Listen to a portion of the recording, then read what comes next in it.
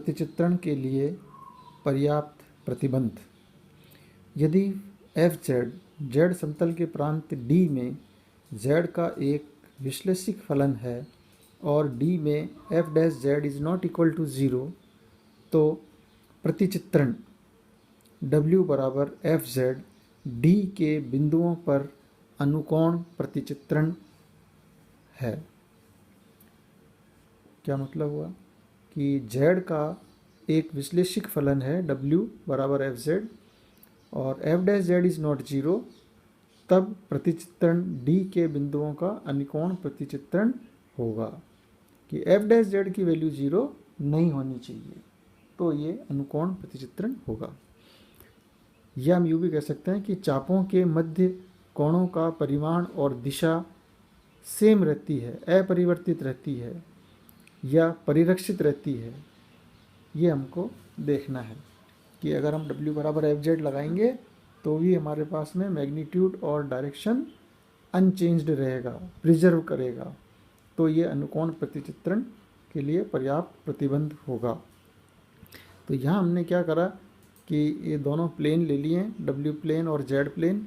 Z plane में ये Z0 बिंदु के ऊपर दो वक्र हैं, जो Z0 से R दूरी के ऊपर Z1 है और यहाँ भी Z2 है।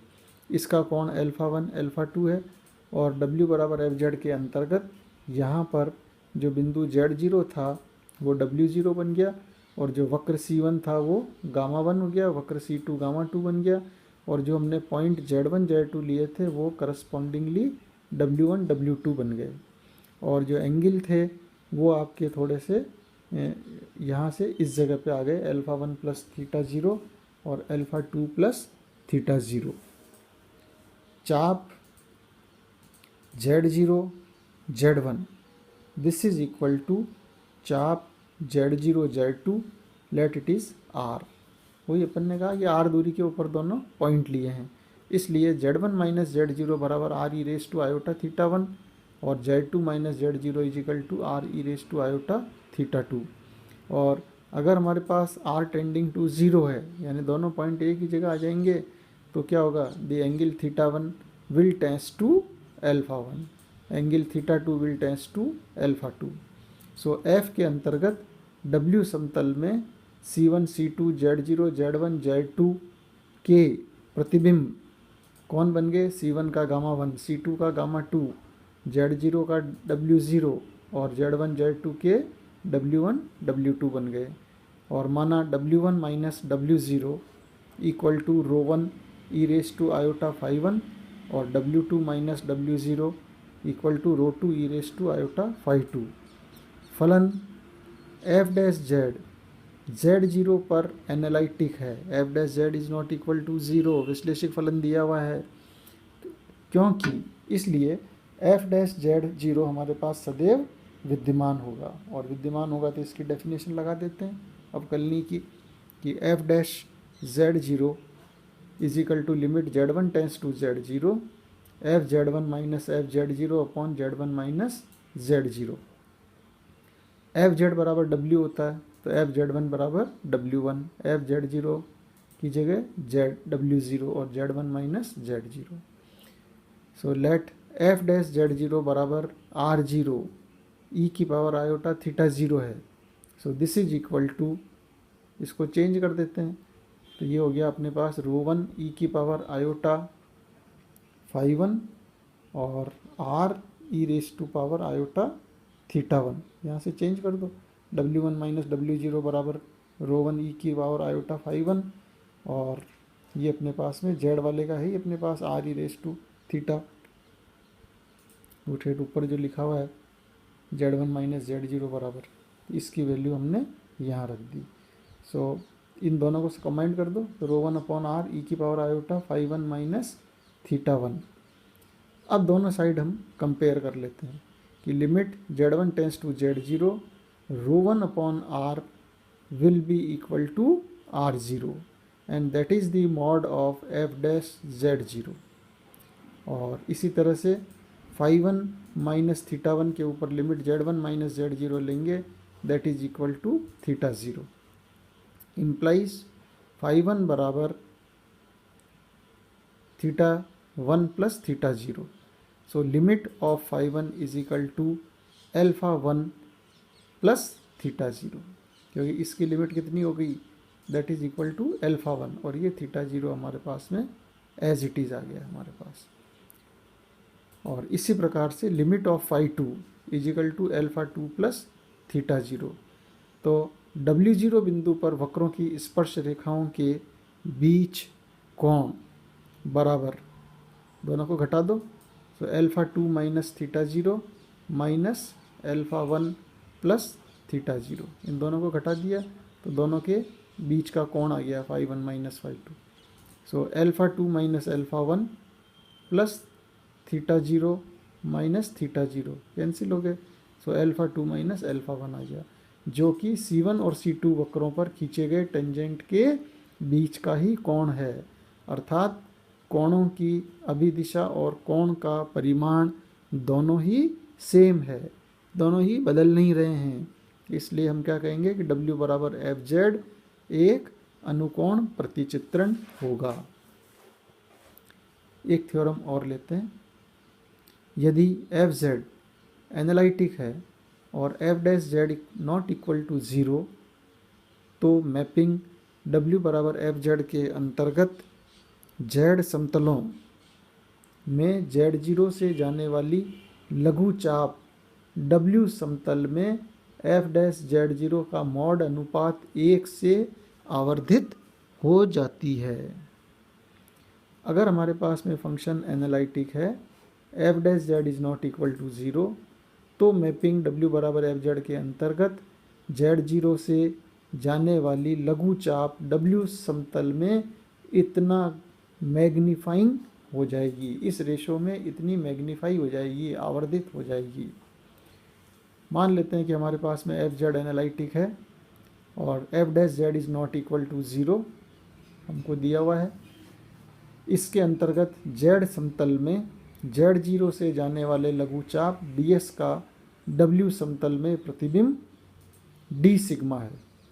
So ds square equal to dx square plus dy square and d sigma square equal to du square plus dv square, क्योंकि ये तो अपने पास में z प्लेन में आ गया x y और s और uv w बराबर fz लेते हैं ना u, तो ये अब जो इसमें d सिग्मा उसकी लंबाई आ गई।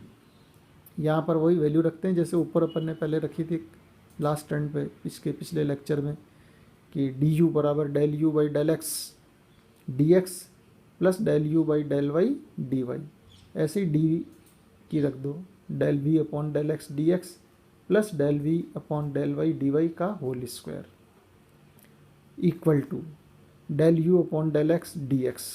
अब यहाँ पर हम क्या करेंगे, फंक्शन एनालिटिक है इसलिए CR इक्वेशंस यूज़ कर रहे हैं।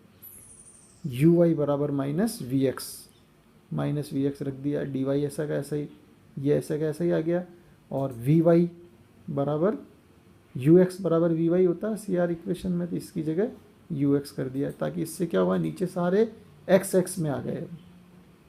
अब इसका स्क्वायर कर देते हैं, तो dx स्क्वायर के साथ में आएगा del u upon del X का square plus del v upon del X का स्क्वायर, ऐसे ही dy स्क्वायर के साथ में आएगा del v upon del X का square plus del u upon del X का स्क्वायर, और जो 2ab की टर्म होगी वो दोनों से कैंसिल हो जाएगी, और ये ब्रैकेट का दोनों में common del u upon del X का square plus del v upon del X का square, so dx square plus dy square, और dx square plus dy square is our ds square, इसकी जगह हमने ds स्क्वायर रख दिया।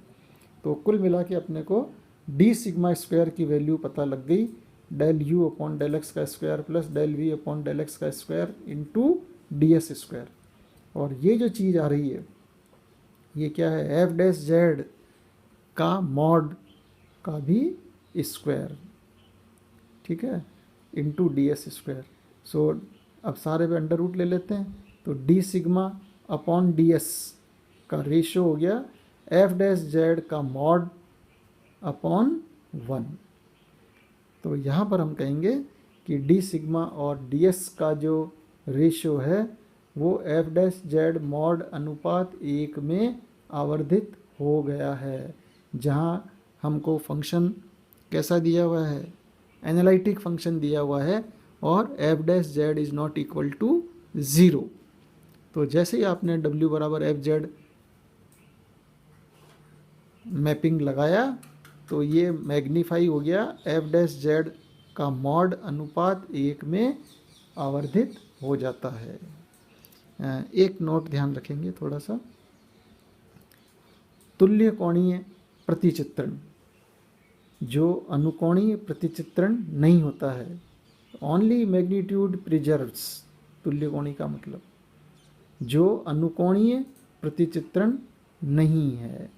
सो magnitude will be the same and the direction will be change, अनुकोणीय होगा। तो ऐसा प्रतिचित्रण होता है अपने पास में W बराबर F Z which is equal to Z bar, क्योंकि इसके अंदर क्या है कि W बराबर एफ जेड, ये ऐसा प्रतिचित्रण है एफ जेड बराबर जेड बार जो तुल्य कोणीय प्रतिचित्रण तो है लेकिन अनुकोणीय प्रतिचित्रण नहीं है। तो इसको आप चाहें तो देख सकते हैं कि z बराबर एक्स प्लस आयोटा वाई है ना, और z बार लेते हैं तो x माइनस आयोटा वाई। इसका मतलब एक्स वाई पॉइंट जो है वो हमारा बदल गया है, x कॉमा वाई में प्रतिचित्रित हो गया है।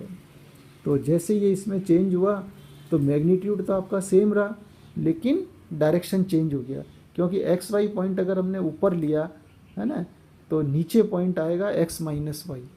नीचे आने का मतलब क्या हुआ कि उसका डायरेक्शन जो है वो बदल गया है, और मैग्नीफाई तो आपका सेम रहा इसके अंदर है ना, ये हाँ मैग्नीट्यूड अपने सेम रहेगा, क्योंकि एक्स वाई पॉइंट जो अपन लेते हैं ना ये, तो एक्स वाई पॉइंट तो यहाँ हो गया,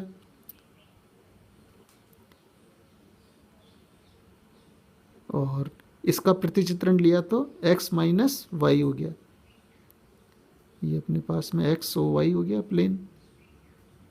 ठीक है, तो x मैग्नीट्यूड तो दोनों का क्या हुआ, इसकी सेम रह गया, ये मैग्नीट्यूड यहाँ से निकल गया लेकिन डायरेक्शन चेंज हो गया। इसका जो एंगल ये इतना था और इस वाले का एंगल हो गया यहाँ से लेकर यहाँ तक हो गया है ना।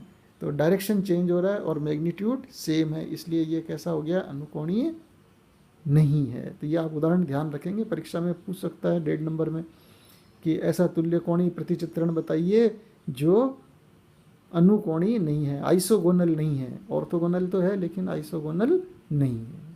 तो इस प्रकार से आप इसको कर सकते हैं।